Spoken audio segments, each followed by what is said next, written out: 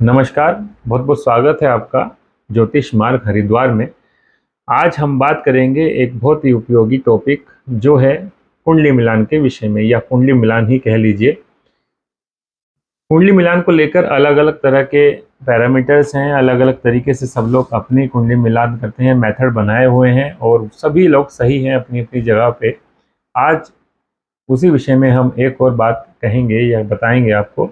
और सबसे पहले हम बता दें कि जो ज्योतिष शास्त्रीय ग्रंथ हैं या फिर पुराने लिटरेचर हैं एस्ट्रोलॉजी के, वो बताते हैं कि जब हम कुंडली मिलान करते हैं तो उसमें बेसिक या मूल जो नियम आ जाता है वो गुण मिलान कहा जाता है, जिसमें 36 गुण मिलते हैं। स्पेशली हम बात कर रहे हैं नॉर्थ इंडियन एस्ट्रोलॉजी, उत्तर भारतीय ज्योतिष शास्त्र की। तो इसमें 36 गुण में से हमें 17 से 18 गुण मिल जाते हैं तो हमारा विवाह चल जाता है, या विवाह करने के लिए मान्य हो जाता है, पास हो जाते हैं कि हाँ इतने गुण मिल रहे हैं तो विवाह कर देना चाहिए। ये समय था जब आज से 100, 150, 200 साल पहले विवाह को लेके, विवाह मेलापक के लिए पुस्तकें लिखी गई और बताया गया। परंतु आज के परिवेश में ऐसा बिल्कुल नहीं है। हमें सबसे पहले पता होना चाहिए कि गुण मिलान और कुंडली मिलान दोनों अलग अलग चीज़ हैं। कुंडली मिलान का ही एक भाग है गुण मिलान, लेकिन गुण मिलान से ही पूरी कुंडली मिल जाए ये बिल्कुल भी सही नहीं है, गलत है। तो गुण मिलान ज़रूर करना चाहिए, उससे ये पता लगता है कि दोनों का जो नेचर है वो कितना ज़्यादा मिलेगा। लेकिन प्रॉपर कुंडली मिलान हमें कुंडली से ही करना चाहिए। तो गुण मिलान में मैं एक बार फिर से बता दूं कि कुछ लोगों के 36 में से 3, 4, 2 गुण मिलते हैं, उनका विवाह चल जाता है, और कुछ लोगों के 36 में से 32 तक, 33 तक गुण मिलते हैं, उनका तलाक हो जाता है। उसका कारण ही सीधा सीधा ये है कि सिर्फ गुण मिलान पर ही आप हाँ ना करें शादी के लिए। बहुत सारे अलग समीकरण भी हैं, वो भी देखें। वो क्या है? कुंडली मिलान प्रॉपर कराएं। कुंडली मिलान में भाव मेलापक होता है। जो आप 12 12 खाने देखते हैं वो भाव होते हैं 12 अलग अलग। तो उनका एक दूसरे से, लड़का और लड़की की कुंडली से बैलेंस करना।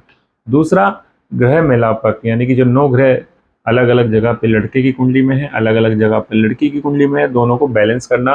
जैसे कि मान लीजिए लग्न पर लड़के के मंगल बैठा है, तो लड़की के लग्न पर किसी ऐसे ग्रह का प्रभाव हो जो मंगल को बैलेंस करे, यानी कि चंद्रमा हो, सूर्य हो, या फिर गुरु हो, कोई ना कोई शुभ ग्रह हो। क्योंकि मंगल यदि लड़के के कुंडली में है तो बहुत ज़्यादा एग्रेसिव नेचर का होगा, और वहाँ यदि लड़की के लग्न पर या लड़की के सप्तम भाव पर किसी ऐसे ग्रह का प्रभाव ना हो जो शांत कर सके उसको, तो विवाह चलने की संभावना नहीं रहती है। इस तरह से ही हमें विशेष रूप से यहाँ सप्तम भाव को इसलिए देखते हैं क्योंकि सप्तम भाव विवाह का होता है, और लग्न को इसलिए देखते हैं, लग्न जो होता है वो स्वयं का होता है, खुद का होता है। तो हमें स्वयं से और सप्तम भाव यानी कि हमारे जीवन साथी से ही विवाह के बाद इंटरेक्शन करना होता है, या बात करनी होती है, या रिश्ता चलाना होता है। तो उसके लिए विशेष रूप से लग्न और सप्तम भाव को देखना चाहिए, और साथ साथ हमें ग्रह मेलापक, भाव मेलापक करना चाहिए। मांगलिक का भी विचार करना चाहिए। अब इसको अगर हम थोड़ा सा लंबा खींचेंगे तो वीडियो बहुत ज़्यादा लंबी बन जाएगी, लेकिन मेरा यहाँ कहना यही है कि अगर हम ग्रह देख रहे हैं तो विशेष रूप से मंगल का और गुरु का विचार कर लें, और ये ज़रूर देख लें कि लग्न और सप्तम भाव पर कौन सा ग्रह है एक के, तो दूसरे की कुंडली में भी वो लग्न और सप्तम भाव पर उसी ग्रह के आधार पर बैलेंस करें। जैसे कि मान लीजिए मंगल की हमने बात कर ली, लग्न में हो या सप्तम में हो, अगर कोई शुभ ग्रह है, चंद्रमा यदि लड़की की कुंडली में या लड़के की ही कुंडली में शुभ ग्रह होकर सप्तम पर बैठा है, सप्तम भाव पर बैठा है, तो हमें वहाँ पर कोई ना कोई ऐसा ग्रह नहीं देखना है जो चंद्रमा को पीड़ित कर दे। यानी कि राहु नहीं होना चाहिए दूसरे पार्टनर की कुंडली में, केतु नहीं होना चाहिए, शनि नहीं होना चाहिए। ये ग्रह दूसरे पार्टनर की कुंडली में होते हैं तो भी समस्या आती है, और बुध होगा तो भी मानसिक रूप से समस्या आती है, साइकोलॉजिकल प्रॉब्लम आ जाती है पार्टनर के लाइफ में। क्योंकि चंद्र और बुध जो है वो माइंड पर अटैक करते हैं, ये भी माना जाता है। तो इस तरह से हम मिलान कर सकते हैं। अगर किसी के सप्तम भाव पर शुभ ग्रह है तो दूसरे के सप्तम भाव पर या तो कोई ग्रह ना हो, या कोई ना कोई शुभ ग्रह हो। अगर कोई क्रूर ग्रह भी है तो सूर्य मंगल हो तो चल जाएगा, लेकिन शनि राहु नहीं होने चाहिए। और शनि राहु यदि एक की कुंडली में है तो दूसरे की कुंडली में कोई ना कोई शुभ ग्रह वहाँ पर या तो दृष्टि दे, या फिर वहाँ पर हो। चंद्रमा ही यदि है तो चंद्रमा अपनी राशि में हो, नेगेटिव साइन में नहीं हो, यानी कि चंद्रमा वहाँ पर नीच राशि का ना हो, चंद्रमा वहाँ पर शत्रु राशि का ना हो, चंद्रमा के ऊपर राहु केतु जैसे ग्रहों की दृष्टि ना हो, या चंद्रमा किसी राहु केतु शनि के साथ वहाँ ना हो। इसको हम अलग अलग डिफ्रेंशिएट करके ही समझ सकते हैं, और हमें लड़के की और लड़की की कुंडली दोनों को साथ में रख के ही अलग अलग पहले देखना चाहिए, फिर दोनों को बैलेंस करना चाहिए, तुलनात्मक अध्ययन करना चाहिए।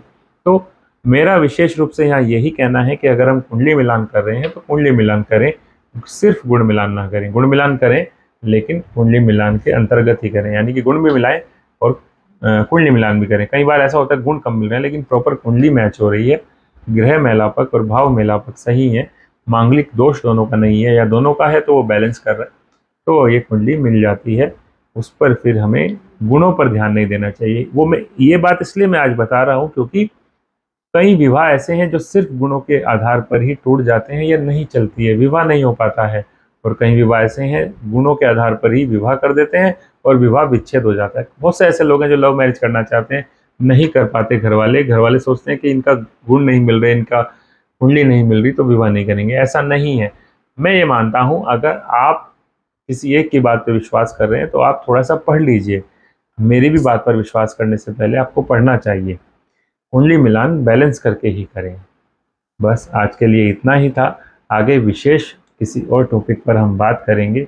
जब तक अपना ध्यान रखें। पितृपक्ष चल रहा है तो पितरों को नमन करते रहें और कोई ऐसा कार्य ना करें जो आपके पितरों को या पितरों की जो आत्मा वहाँ पर ईश्वर के पास है उनको कष्ट हो।